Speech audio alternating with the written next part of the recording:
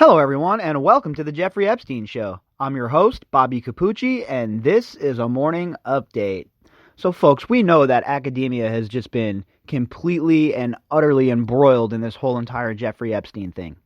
And we know that there have been several universities that have taken more money than others, right?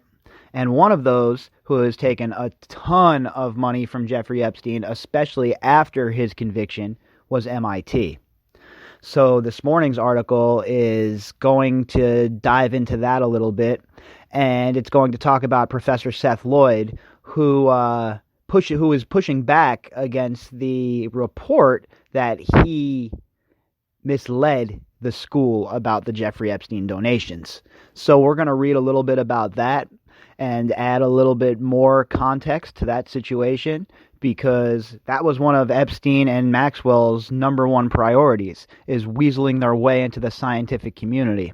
And if you're going off of the premise that they were being run by an intelligence agency or several intelligence agencies, and that this was a blackmail operation, then it's very apparent what they were trying to do with these scientists. They were trying to, weasel their way in and learn what these scientists were working on, the projects, so that they could pass that information on to their handlers. And that's a very obvious ploy for them, an obvious avenue, right? They wanted to compile the dossiers of information. They wanted to make sure that they were in a position of power. And to accrue more power, we all know that knowledge is the most valuable commodity. So, with that said, we're going to jump into this article. It's an ABC News article, and it was published yesterday. The author is Colin Binkley, and he is an AP education writer. So make sure, of course, you go and click on the link. There's they also, on this link, they have a 7.5-minute video with Maria Farmer. So definitely click on the link and check that out.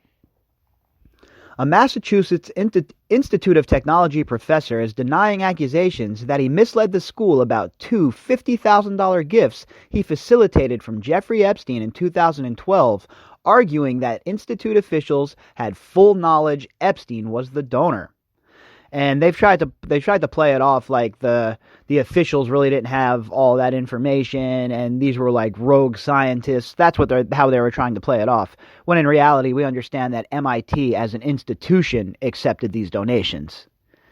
In an online statement published Thursday, Professor Seth Lloyd called the accusations completely false and said he followed the school's policies to the letter.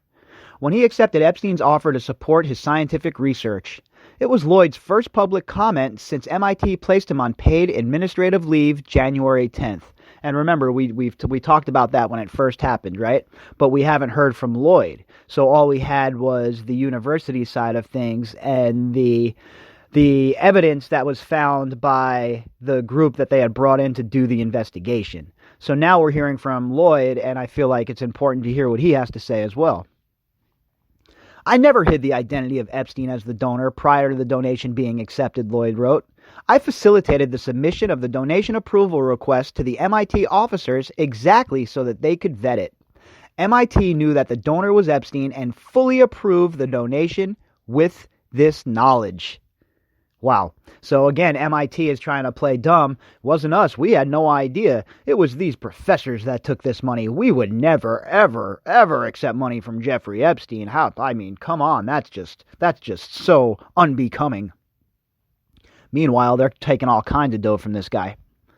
Lloyd declined to comment further. The allegations against Lloyd were published in a January 10th report by Goodwin Procter, a law firm hired by MIT to examine the school's relationship with Epstein. The report found that Epstein donated $850,000 to MIT between 2002 and 2017 and visited the campus at least 9 times. Again, like I said when we covered this originally, when this story first broke, I mean, imagine being a parent with young girls at MIT and knowing that these professors brought this sick pedophile around your kids. I mean, come on, man. 3 senior officials became aware of Epstein's donations in 2013 and considered cutting ties, the report found, but they ultimately approved the gifts as long as they were kept quiet. Boy, isn't that nice, huh? Just keep it quiet. Let's accept this money because, money's the mother's milk. We'll accept this dough, but it doesn't matter that it came from a convicted pedophile. It doesn't matter at all. We'll just keep it quiet. The public doesn't need to know. Those dumb idiots in the public, those morons, they'll just think it's a conspiracy theory, and we'll let them run with that. Meanwhile, it's a criminal conspiracy involving who knows how many people. The report alleges that Lloyd accepted two $50,000 donations from Epstein in 2012, but purposefully failed to inform MIT officials that Epstein was the source and had been convicted of sex crimes in Florida in 2008. Talk about passing the buck. So you're telling me all these really smart people at MIT had no idea what Jeffrey Epstein was up to? They had no idea that Jeffrey Epstein had previously been convicted? They had no idea that Jeffrey Epstein was a monster? I call BS, okay? For supposedly the smartest people around, you sure are acting pretty stupid. Professor Lloyd knew the donations from Epstein would be controversial and that MIT might reject them, the firm found. We conclude that, in concert with Epstein, he purposefully decided not to alert the Institute to Epstein's criminal record, choosing instead to allow mid-level administrators to process the donations without any formal discussions or diligence concerning Epstein. Again, they're making themselves look bad here again. So why are you allowing mid-level administrators to process the donations if they don't know how to vet them correctly? That's on you, MIT. Now, of course, the professor shares some blame here, right? He's the one who accepted the donations. He's the one who brought this animal onto campus. So nobody's saying that he's not in the wrong. But at the same time, how about MIT takes a little responsibility for their own missteps, huh? Lloyd's account says he put Epstein's agent in touch with MIT officials as instructed by his department, but never hid the source. As evidence, he published portions of a June 2012 email that Lloyd was sent by an MIT official to Epstein's accountant. Many thanks for your message on behalf of Jeffrey Epstein. We look forward to receiving the first installment of his gift, the MIT official wrote.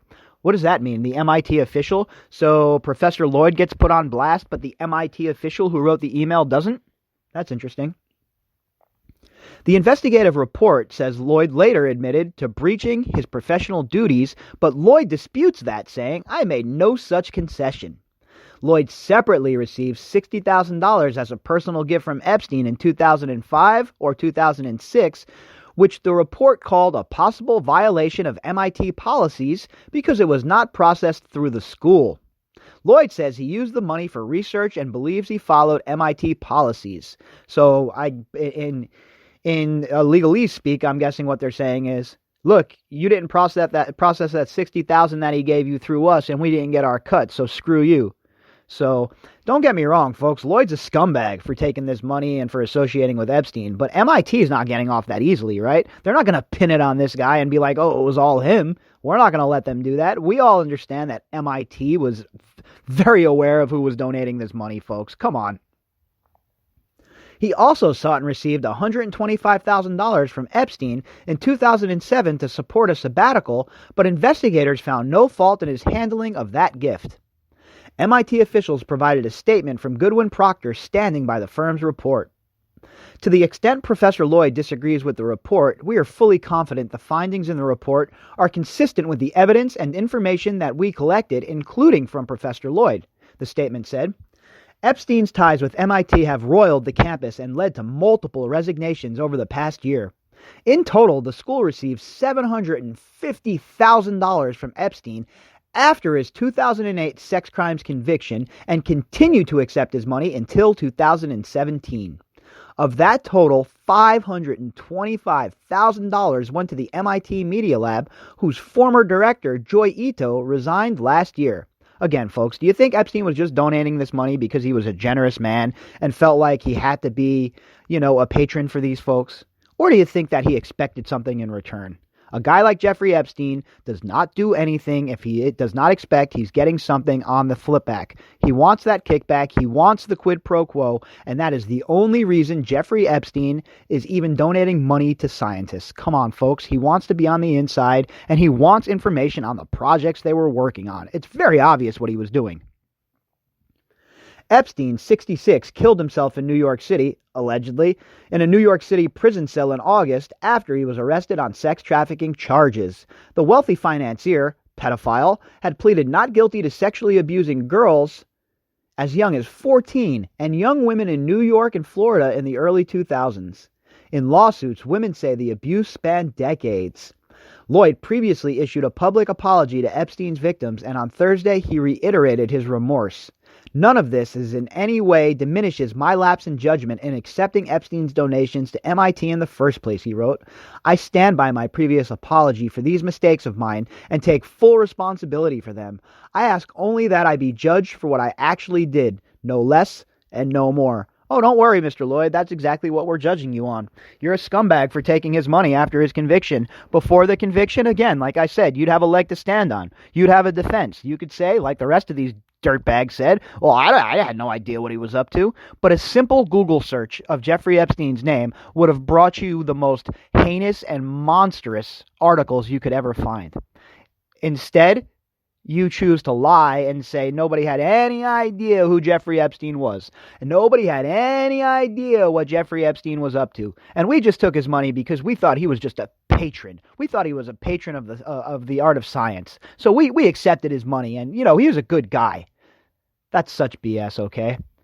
Literally a 10-year-old could have found out this information. And even the mid-level administrator, I mean, come on. All right? So you see someone's donating this much money. You don't, out of curiosity, hop onto your computer and Google it and find out who this man is who's donating all this money? I don't buy it. I don't believe anything MIT is saying. I think that they're trying to pin this on Professor Lloyd, whereas I believe MIT should shoulder at least half of the blame. Again, though, nobody ever wants to take responsibility for their actions in this case, folks. Everybody just wants to distance themselves, and nobody wants to take responsibility for the fact that they all, at the very least, enabled Jeffrey Epstein's trafficking ring and his abuse of countless young women. All right, folks, if you'd like to contact me, you could do that at Bobbycapucci at ProtonMail. That's BOBBYCAPUCCI at ProtonMail.com. And if you would like to contact me on Twitter, you could do that as well at my name, BOBBY_CAPUCCI. If you would like to help support the podcast, you can do that by clicking on the GoFundMe link inside of the description box. All right, everybody, enjoy your Saturday, and I am pumped up for mine. A little UFC action tonight, a daily drop, getting ready for Santa Fe. Oh, yeah. It's going to be a good night, folks. I hope everybody enjoys their Saturday, and I will talk to you all later on.